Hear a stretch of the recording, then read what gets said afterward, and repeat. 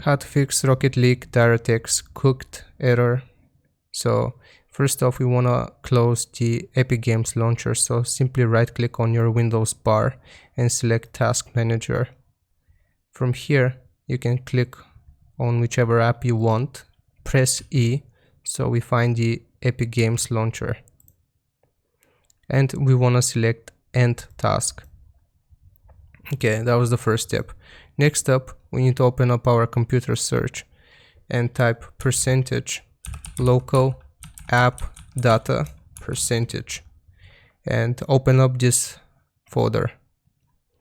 From here, we need to locate the Epic Games launcher. So again, I'm going to click on a random folder, press E, and we find this folder, Epic Games launcher. Here we want to click saved, and no matter how many folders named like this you have, you want to highlight all of them and simply delete them. Okay, next up, we need to find our Rocket League game folder, installation folder.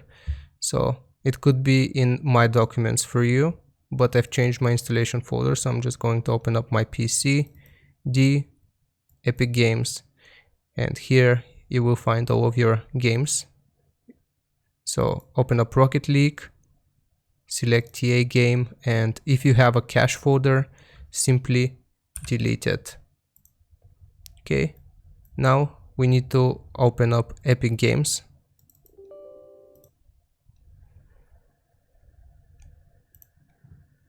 Okay, after it has opened up, you want to go to your library. Here, find your Rocket League game.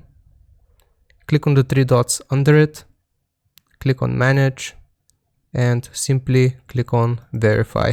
It will take a little bit of time to verify the files, but after this has been completed, you should be able to normally play Rocket League. If this helped you out, leave a like and subscribe. I will see you next time. Goodbye.